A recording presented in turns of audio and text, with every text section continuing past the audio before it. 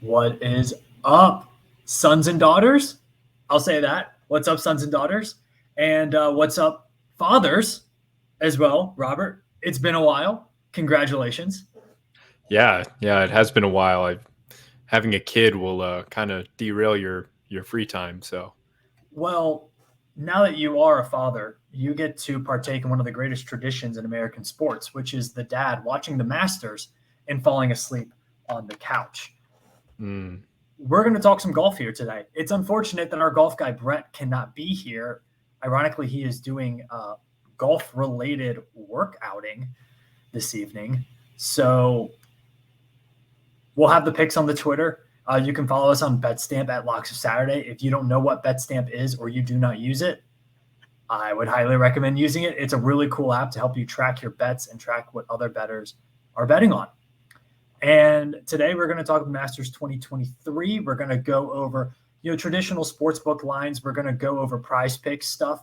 And Robert, let's talk a little bit about golf on prize picks because it's a lot different than picking a player prop for a sport. It's just different. And in my way, I think it's a much better way to bet on golf. yeah, I mean, so the difference with Prize Picks is instead of trying to pick where players are going to finish, it's all statistic focused. So you have there's a category for birdies or better. So how many birdies slash eagles slash whatever will each player have? More or less than for Tiger, for example, more or less than 3 birdies or better. Same thing with strokes for the first round. So you can pick what the player's individual score will be, essentially, instead of having to worry about placement and like what are other guys going to do around him. You can strictly focus on, okay, is Tiger Woods going to shoot 73 or better or 74 or worse? Same with greens and regulation, fairways hit. I mean, yeah, it really kind of hones in on the individual statistics of golf, where you can kind of take out those outside elements and just focus on the golfer that you're picking or the golfers. Yeah, and I think it's a really fun way. You don't have to wait 4 days to get your bet. If your guy misses the cut, you have something still to root for on Saturday and Sunday. And you don't have to end up, look, we talk about spraying the board all the time with golf, right? That's the way to do it. You spray the board, you see what hits, do your research to understand it, but also definitely spray the board a bit. You can do that with this as well, but this is much more, I would say, traditional. You place a bet, you sit down, you watch a game, you get your winning. That's more of what this is, as opposed to waiting an entire weekend to see if your bet hits or not. Although that is very fun too, and we will talk those bets as well. Let's start it off with, we might as well start with Tiger. He's the guy. This is his course. He really lives for Augusta National. Does he have a shot? Yeah, I figured we would talk about the Tiger Woods of it all. Just didn't think we'd do it this early. It's the number. I mean, yeah, he is the storyline. He always will be. He is the story. He is the sport. Yeah, absolutely. So when I think about Tiger, I think an important thing to note is a statistic that he is looking to accomplish is he has a chance to be or to have the longest streak of made cuts in Masters history if he makes the cut this weekend. And I think that that's a very significant stat to him. Tiger is very much a golf historian. It would just be another feather in his cap, another example of his dominance at Augusta. Do I think Tiger has a shot to win this tournament? I'm sorry, but he doesn't. He's just not that player anymore, and that's okay. Tiger can set this as a realistic goal. Like, hey, if I go out there and make the weekend, I have accomplished my goal. I've set this record, and I'm feeling good about myself. And right now, I think this is my favorite play: is Tiger to make the cut. It's at minus 164 on FanDuel right now. That's not a terrible number. Well, here's the thing. I can get you. Oh, shoot. I typed that in wrong. It is minus 160. That's my bad. That's live podcasting for you. Yeah, I saw that frame. I was like, wait a minute. What sportsbook are you using? I hit the wrong button. I'm sorry. There we go. There it is. Minus 160. Minus 160. So again, that's a solid number. Like most golfers are going to be in minus odds to make the cut. Like even Phil Mickelson's like minus 104, and like that dude is not making the cut. So that's a fun play, I think, if you're looking, for some lower risk play or maybe just a little thing to throw in a parlay. Like I love that Tiger number to make the cut. Yeah, again, I mean, unless you're betting on like, the pride of Canadian left-handers, Mike Weir, to make the cut at like plus 330 or whatever it is, then, that's another thing. But this is a safer play that I really like. Yeah, and I think one thing with Tiger, we've seen over the past couple of years when he's dealt with some of the back injuries, when, one thing that people talk about with Augusta that isn't talked about as much is it is actually a difficult course to walk 4 days in a row. Like it's very hilly. It's a lot, the mental pressure for one thing, but also it's not the easiest course to play walking. And when you have somebody who has some back issues and they're having to play that much golf, it can kind of wear and tear on you. And another thing is Augusta, Georgia is not always the warmest place in early April. And if you look at the weather for this weekend, which is a story for this weekend, Thursday should be mid 80s, a chance of an afternoon thunderstorm. Friday, high of 68, chance of a pretty heavy thunderstorm that afternoon as well. So some players playing later in the day on Thursday and Friday could definitely be dealing with at least some rain, potentially some lightning delays there. That is part of this tournament. Saturday. So let's say he makes the cut. High of 55 on Saturday and raining. That's not good golf weather. So look, we hope it's going to be sunny and beautiful and the birds are chirping and the butterflies and the bumblebees. Like we hope for that. But very likely it's going to be a little bit colder and a little bit damp. And that does not help, one, the players who can't drive very far already in colder conditions. And then second, you have a guy like Tiger who physically, how is he going to look Friday evening when it's cold, a little bit wet? I don't love that for Tiger. No, I don't either. And I think the issue with Tiger here is it's always going to be his longevity. Like that's just going to be the question, because he can go out and play one round of golf and look pretty good, but can he go out and do four? Which I just don't think he can. So I wouldn't touch any of the top 20, top 10, any of those bets with Tiger. I would not touch them. So let's talk about one with Tiger on Prize Picks. You mentioned it earlier. He is the over-under for strokes for Tiger Woods is at 73.5.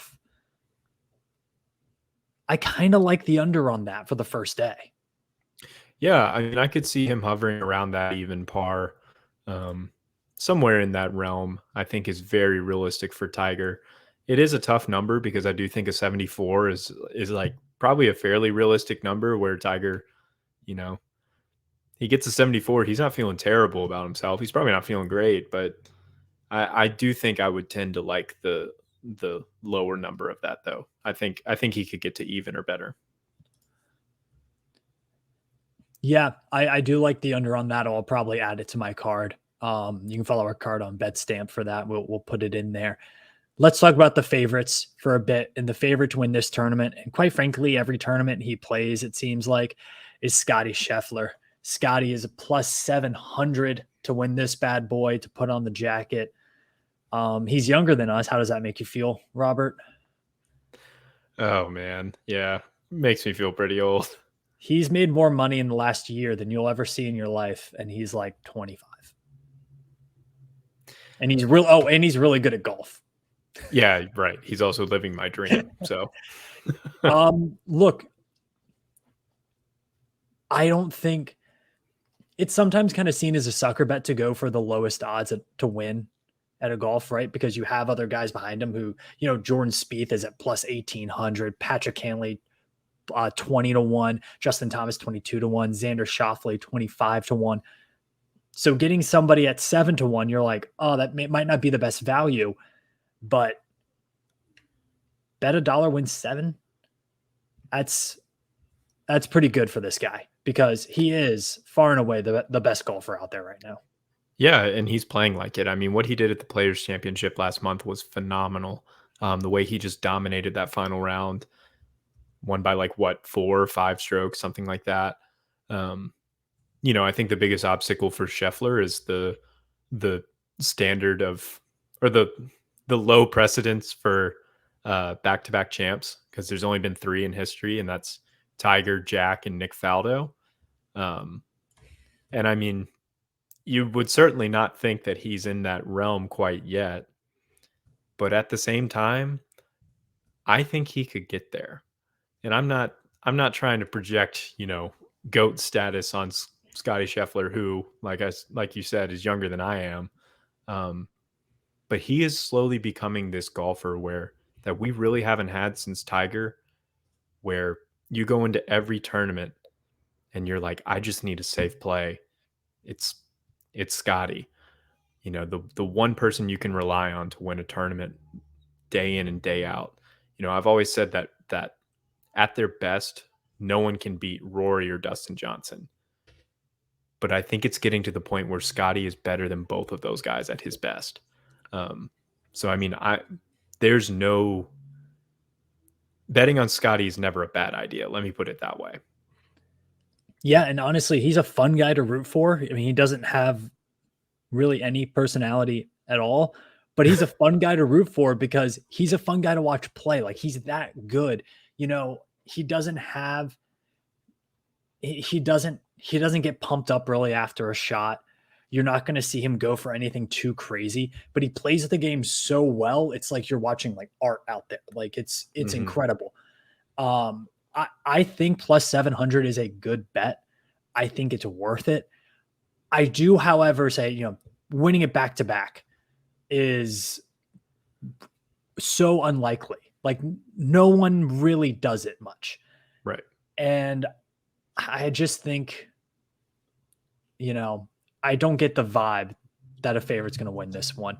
I think there's a lot of guys behind him who are looking to get potentially their first Masters. One of them is Rory McIlroy, who we talked about. Now, he doesn't play well at this course, so I don't think winning the tournament is really the way to go for Rory. What I think is the best bet if you're going to root for Rory, minus 125 to finish top 10. He's finished top 10 in 2 of the last 3 years. He's a golfer who is playing really well. He has that chip on his shoulder. I'm gonna pull up his Prize Picks lines right now, but I think there's great value for the first day. On Thursday, his over-under for strokes is set at 70.5. I think you got to take the under on that one for Rory. I know he hasn't won at Augusta, but he hasn't played poorly either. In his last 5 rounds at Augusta, he's averaging 71, but the last time he played here, round 4 on April 10th, a 64. Mm-hmm. And he ended with a sand shot on 18 where he chipped in, and then Colin Morikawa did it right after he did. Yeah. I mean, Rory is one of those like great, aside from the 2010 round where he was kicking everyone's butt and then, hooked a drive into someone's backyard on 10. I guess that was 2010. Yeah, when he was just a kid. But aside from that round, like, he does really well in the final round. So he's definitely someone who could backdoor into the top 10. I like that. I might even like him to backdoor into the top 5. And you could get some plus odds on that. Again, I don't like him to win either. I just think that he does have, and I think this may show itself in the earlier rounds, but he does kind of have just this mental block where I think after that 2010 final round where he did collapse so dramatically, he just can't get himself there. And that's maybe been Roy's greatest obstacle of his career. Is he is arguably the most talented golfer besides Tiger, like, ever. But he has just had this mental block. He hasn't won a major in a decade. Like, that British Open last year was the moment for me where I was like, I just don't know if Rory has it to become one of those all-time greats, is where he had the whole weight of the world on his shoulders. He's the poster boy for the PGA Tour, going up against the poster boy for the Live Tour and Cam Smith at the home of golf in St. Andrews, has the lead. And the final round, he can't make a putt and collapses. Doesn't even finish top 2. Um, I mean, I just think Rory's in line for that again. But like I said, maybe a backdoor top 5, but he ain't winning this tournament. Yeah, I don't think winning is the best bet here for him, but to finish top 10, I feel pretty confident in that. Also, if you look at Prize Picks, fairways hit on drives right now, Rory McIlroy is at the over-under set at 9.5. Same there with Scotty Scheffler. So, I think that's a pretty tough number to hit with 10 on the first day.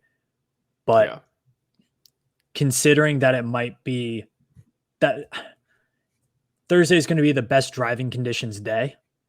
And so I think if you're going to take over on drives, Thursday might be the day to do it. Later round guys might want to stay away from them until we see what the weather looks like. So I would maybe wait until Thursday and then look at your tee times, look at what the weather is going to be like, and make sure that you're getting ideal for conditions for some guys. If you're going to get real sloppy weather, it's going to be gross, potentially windy, maybe look at taking the under for some of these guys on fairways hit. Greens and regulation is another one that Prize Picks has. That'd be a great one to take. I can definitely see a world where it's wet, ball kind of sticks a bit, some bad lies. We might see some higher scores on a Friday and Saturday than we normally see at Augusta. Absolutely. And you do have to think about what the fairways hit one too. And maybe this is a captain obvious thing, but consider that 4 of the holes are par 3s, so you don't get fairways on those. So it's only 14 holes. Yes, only 14, you need 2/3 to hit there. Yeah. Exactly. Let's talk about another big game in golf, but one who has moved to the LIV Tour, and one that I think is a really interesting one. Brooks Koepka, plus 360 to finish top 10. This is a course that he's played well at before. He was really bad there for a bit. Went to LIV, was struggling, but in the past few months has been playing really good golf on the LIV Tour. Plus 360 to finish top 10. I feel like that's good value for a guy who has been playing well in the last few weeks. Yeah, I just can't get myself there with Brooks. He's a stay away for me. I mean, I don't think that's bad value just because of the talent, but I wonder just about the mental blocks that he may have. And, does he have that intensity as a competitor anymore? Yeah, I don't think it's a bad bet if you want to throw something on. Missed the cut on his last 2 Masters. That's what I was trying to find. Yeah, I think that at this point, where his game is now, the course has kind of started to get the better of him. It is kind of a battle because he was doing so well at it at first, but now is kind of struggling.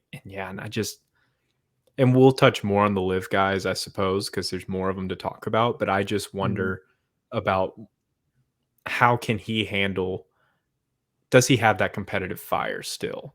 Or is he a little too casual about the game, Yeah, I mean, from 2017 to 2020, he finished top 11. Of course, finished tied for second in 2019 when Tiger won it. Very well. If it wasn't for Tiger Woods being Tiger Woods on the back 9 of that Sunday, probably would have won that thing. It's in there somewhere. I think it's good for the game of golf because he did become such a big name. I think it's good that he, gets back to playing at the highest level. I think this could be a time for him to do it. It seems like he's playing better. It seems like he got a little bit of the mental blockage behind him, but we'll see. Let's talk about those LIV guys. Mm-hmm. Do we think there's a little bit added motivation there? Because, I mean, obviously you shouldn't need too much motivation to play in the Masters. This is the pinnacle tournament, but some of those guys are getting pretty decent odds here to win this thing. Yeah, I mean, I would be a fool if I didn't point out that Cam Smith is 35 to 1 to win this thing, which is insane. Yeah. For a golfer of that talent to have that favorable of a number, like, it's absolutely worth throwing something at. That said, I don't see it happening personally because I do worry about, kind of the culture of live. And this is not to get into, sort of the morality of it all, but it's more about the fact that, they do play these 54 hole rounds.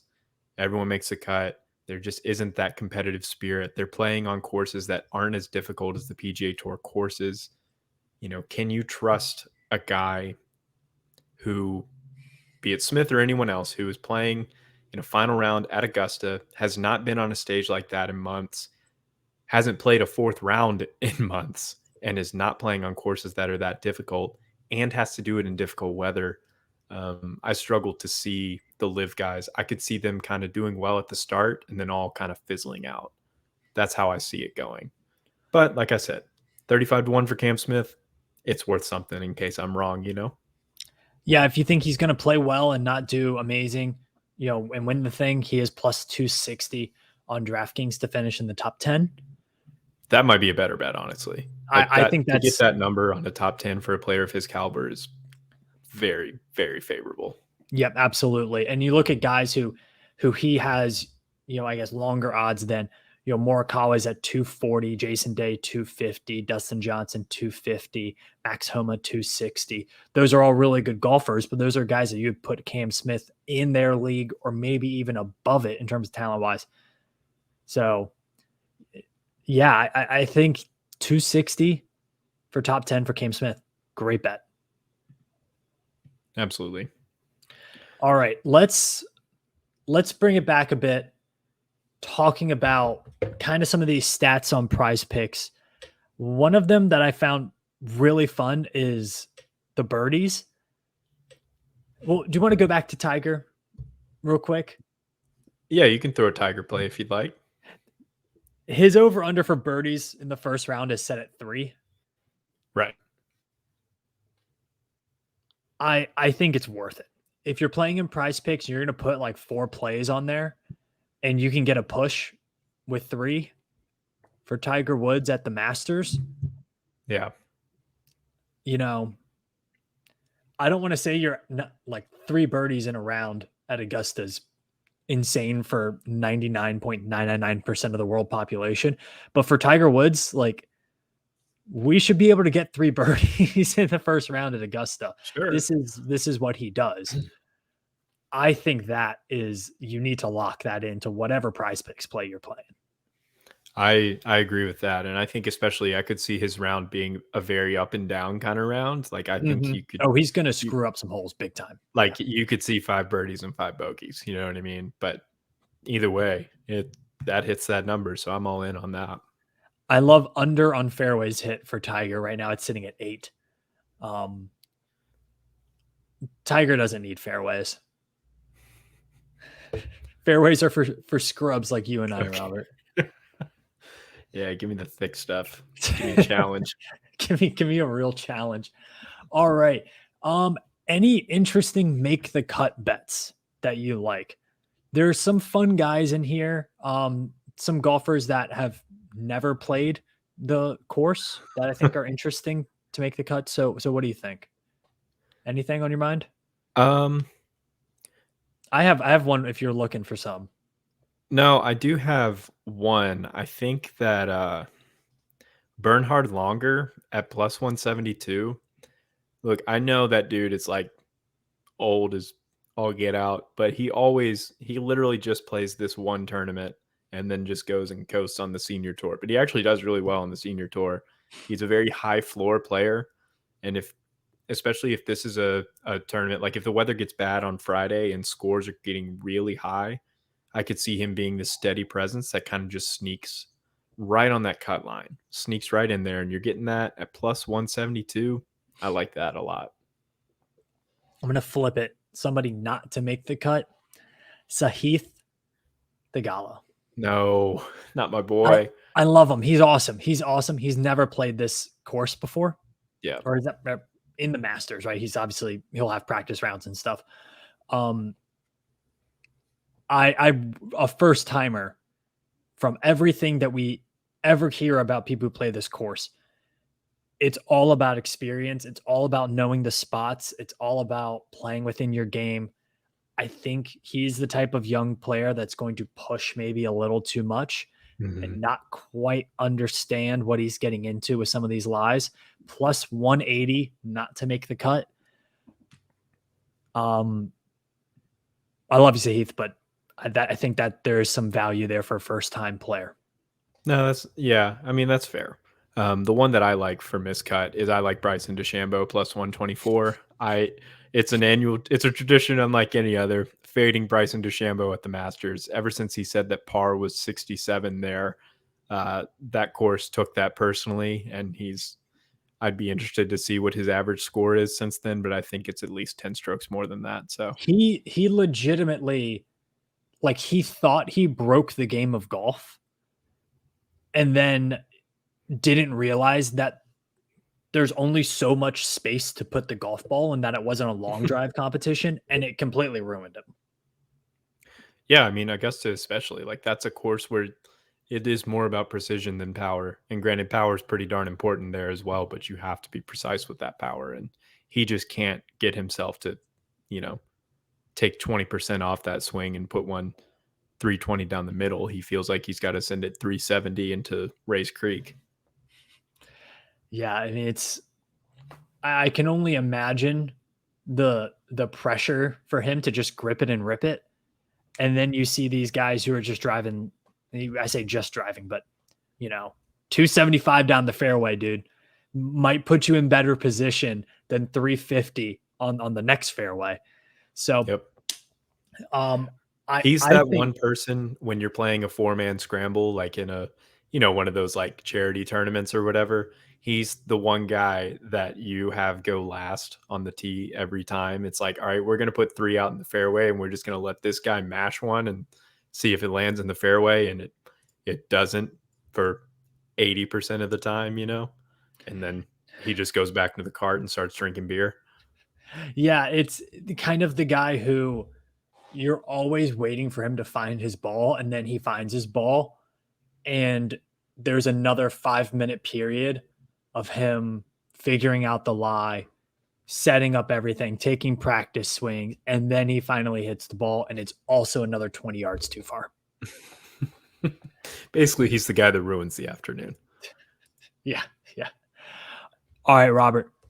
This is fun stuff. Follow us on BetStamp. If you don't have BetStamp, I highly recommend it. Robert, we've been talking a lot about Prize Picks. Mm-hmm. What can the people do on Prize Picks? They can make picks. They can on literally anything under the sun. Yeah, on any sport under the sun. I mean, you even have esports on here.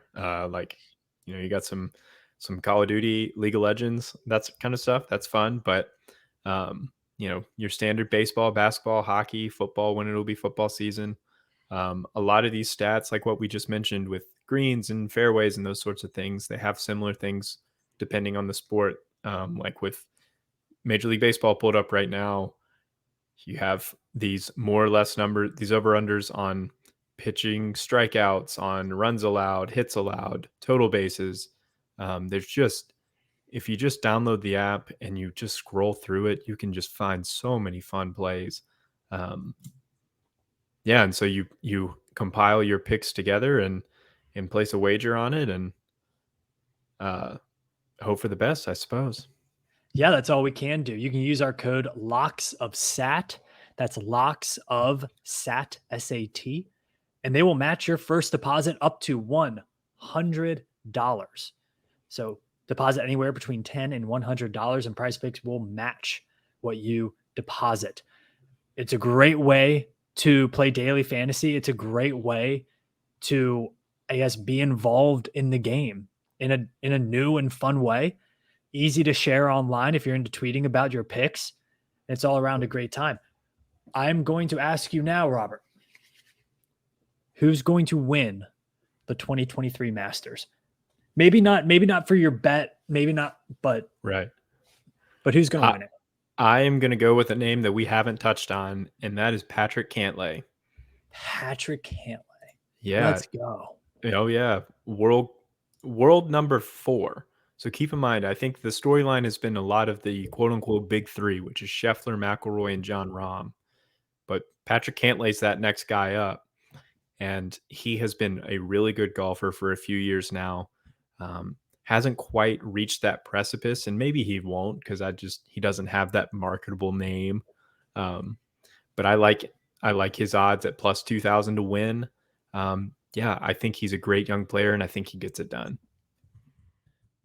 I think that's a really good pick too. Anytime you're getting above 20-1 odds on a guy, that's a really fun one to root for because look, Scotty at plus 700, I think is taking a lot of the probability to himself. He, McIlroy and Rahm are all right there. But after that, there's just massive value on really good golfers. So I think that is kind of the sweet spot there, anywhere between Jordan Spieth at plus 1,800 and maybe, looking down, probably Cam Smith at 3,500. I think that's the sweet spot, what you're looking here. I'm going to go in that sweet spot with a fan favorite, a Netflix star, family man, Tony Finau plus 2,800 to win Tony the Masters Finau. tournament. Where he be now? What a story that would be. Look, he's always been a really good golfer, but he's never couldn't get over the hump. What a story it would be for him to get over the hump.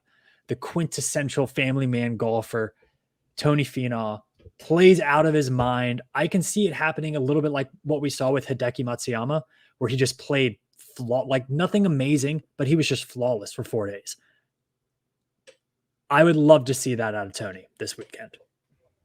Yeah, and Tony, Tony's playing pretty solid golf over the last few months. He hasn't been a world beater by any means, but he's playing really well. And I think that's a great pick as well. It's also a great one to root for. Oh, of course. Yeah, he was absolutely the darling of Full Swing. No doubt about it. Everyone talked about the Tony Finau episode. Yeah, so I'm rooting for him. Obviously, it's a long shot, plus 2,800, but hey, I think it's worth a couple bucks there. Worth a couple bucks. That'll do it.